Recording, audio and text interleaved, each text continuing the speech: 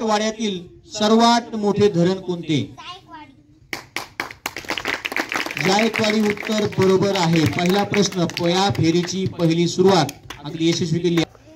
जायकवाडीचं दुसरं नाव नाथसागर. ते कोणत्या नदीवर आहे? नदीवर. प्रश्न दुसरा,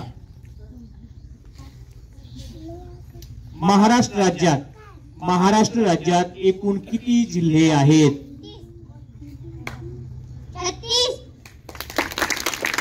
महाराष्ट्र राज्यात एकूण 36 जिल्हे आहेत. हे सुद्धा उत्तर. काटकोनापेक्षा मोठ्या कोणाला कोणता कोण म्हणतात?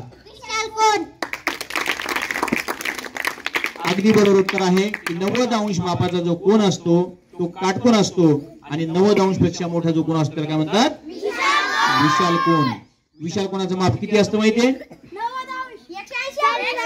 180 नसतं आणि 90 नसतं. 90 पासून 180 अंश मापापर्यंतचा जो कोण असतो त्याला विशाल कोण असे म्हणतात. प्रश्न तिसरा अगदी योग्य. यानंतर पुढचा प्रश्न आहे, सावित्रीबाई फुले, क्रांतिज्योती सावित्रीबाई फुले. आपण यांना सर्वजणांना परिचित आहेत आणि त्यांनी केलेलं कार्य सुद्धा आपल्याला माहिती आहे. तर तुला प्रश्न असा आहे की सावित्रीबाई फुले यांचा जो जन्मदिवस असतो बघा, तो बालिका दिन म्हणून साजरा केला जातो. तर तो किती तारखेला असतो हे उत्तर द्यायचंय. 3 जानेवारी. अगदी छान पद्धतीने तिनं उत्तर दिले आहे. प्रश्न, यशस्वी वाटचाल साठी महत्वाचा असणार आहे पहिला टप्पा ओलांडण्यासाठी. 5वा प्रश्नासाठी, पंचायत समितीच्या प्रशासकीय प्रमुखास काय म्हणतात? अधिकारी. अगदी थोडाही वेळ न घेता तिनं पटकन उत्तर दिलं आहे, म्हणजे ती तयारी आहे. ग्रामपंचायतचा जो प्रशासकीय प्रमुख असतो तो असतो गट विकास अधिकारी. उत्तर बरोबर आहे. त्यानंतर पुढचा प्रश्न 6वा, राष्ट्रपती पदासाठी जे भारताचं सर्वोच्च पद आहे, तो भारताचा प्रथम नागरिक म्हणून ज्यांना आपण पाहतो आणि सध्याचा भारताच्या सर्वोच्च पदावर कोण आहे तर द्रौपदी मुर्मू. त्या पदासाठी भारताच्या राष्ट्रपती पदासाठी एकूण किती वर्ष वयाची अट असते?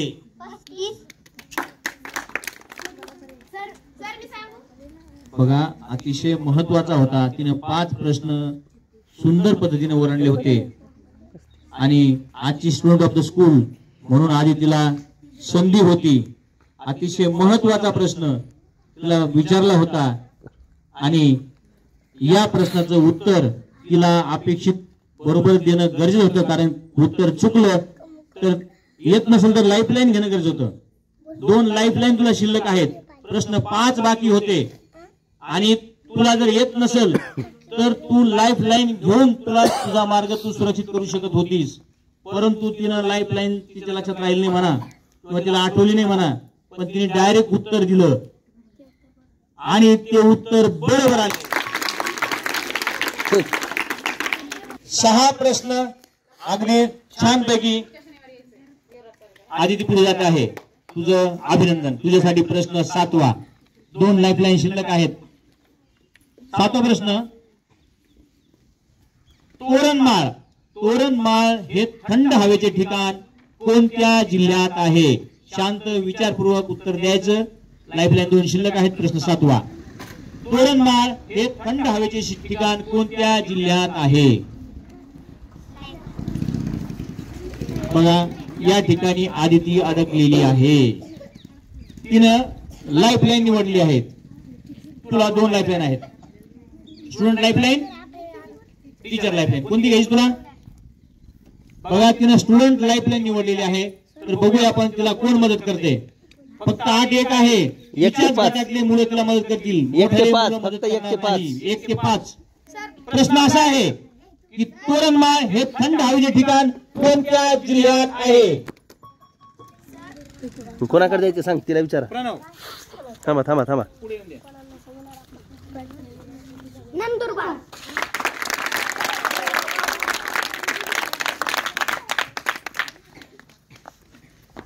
बघा अगदी योग्य लाईफलाईन, योग्य वेळ आणि तिचा योग्य वापर आज तिने केला आणि तिला या ठिकाणी लहान गटातील इयत्ता तिसरीचा विद्यार्थी प्रणव सूर्यवंशी यांनी या ठिकाणी मदत केली आहे आणि ते उत्तर सुद्धा बरोबर दिलेलं आहे. लाईफलाईन घेऊन पुढच्या टप्प्यावर आली जाते. अभिनंदन प्रणवसाठी. काय म्हणशील तू?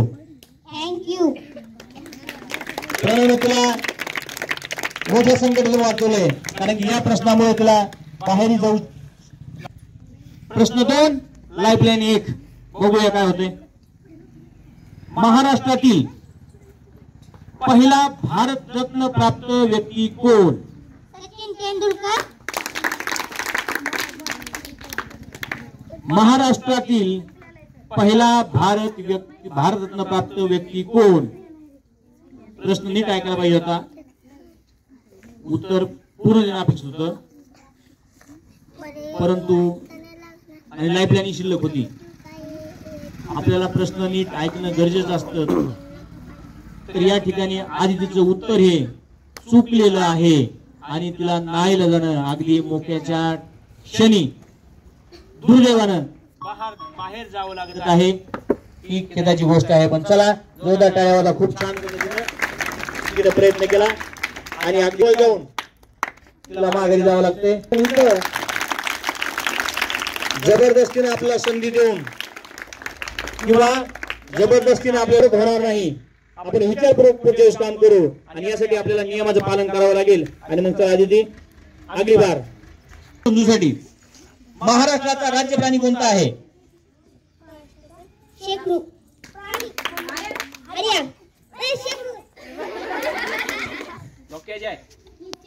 आणि लॉक.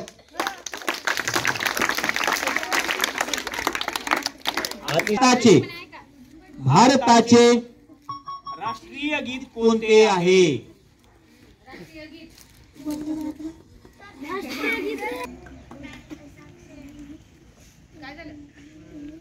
शिवाजी महाराजांची, छत्रपती शिवाजी महाराजांची समाधी कुठे आहे? रायगड. प्रश्न 3 100% बरोबर उत्तर आहे. अभिनंदन. गावाचा प्रथम नागरिक कोणास म्हणतात? गावाचा प्रथम नागरिक कोण असतो? सरपंच. सरपंच. चौथा प्रश्न सुद्धा त्यांनी अगदी बरोबर दिलेला आहे.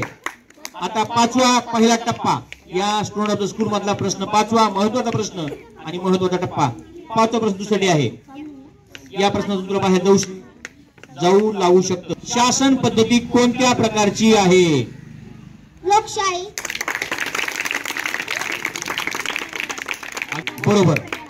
लोकशाही हे उत्तर बरोबर आलेलं आहे. 5 ओझोन संरक्षण दिन. ओझोन संरक्षण दिन केव्हा साजरा केला जातो? प्रश्न 6वा होता आणि त्यांनी लाईफलाईन निवडली आहे. लाईफलाईन. प्रश्न 7वा. आसाम या राज्याची राजधानी कोणती आहे? आसाम या राज्याची राजधानीचे नाव सांगायचंय. म्हणतात मेजर ध्यानचंद. 8वा प्रश्न सुद्धा सोमनाथ. मुडदूस हा विकार किंवा मुडदूस हा आजार कोणत्या जीवनसत्वाच्या अभावामुळे होतो? मुडदूस. प्रश्न 9वा होता मध्ये. आता कोणी बोलायचं नाही. सोमनाथ साठी 9वा प्रश्न होता. अतिशय महत्वाचा होता. तो यशाच्या जवळ आहे आणि त्यानं निवडलेली आहे लाईफलाईन. त्याची एकमेव लाईफलाईन शिल्लक आहे ती म्हणजे टीचर पोल. बरोबर. तुला कोणत्या टीचरला विचारायचं आहे? कोणत्या शिक्षकांना विचारशील तू? सय्यद मॅडम कडे हा प्रश्न आहे. सय्यद मॅडम या ठिकाणी सोमनाथनं शेवटची लाईफलाईन निवडली आहे आणि ती निवडली आहे टीचर पोल. त्यामध्ये सय्यद मॅडमला त्यांनी निवडलं आहे. तर चला आपण या ठिकाणी सय्यद मॅडमला फोन लावूया. सय्यद मॅडम कोण आपण या ठिकाणी बघूया. यांनी बरोबर आहे. बघा त्यांनी दोन्ही लाईफलाईन वापरल्यात. दोन्ही लाईफलाईन मध्ये त्याला फायदा झाला परंतु आता त्याला लाईफलाईन शिल्लक नाही. शेवटचा प्रश्न बाकी आहे आणि लाईफलाईन शिल्लक नाही. तर बघूया या लहान गटामध्ये आजचा विजेता सोमनाथ होतो की नाही. पृथ्वीचा शेवटचा प्रश्न, पृथ्वीचा किती टक्के भाग पाण्याने व्यापलेला आहे? लाईफ लाईन शिल्लक नाही, विचारपूर्वक उत्तर द्यावं लागेल.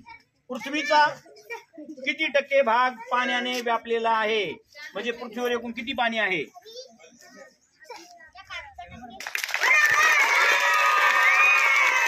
अतिशय तणावात होतात, परंतु अगदी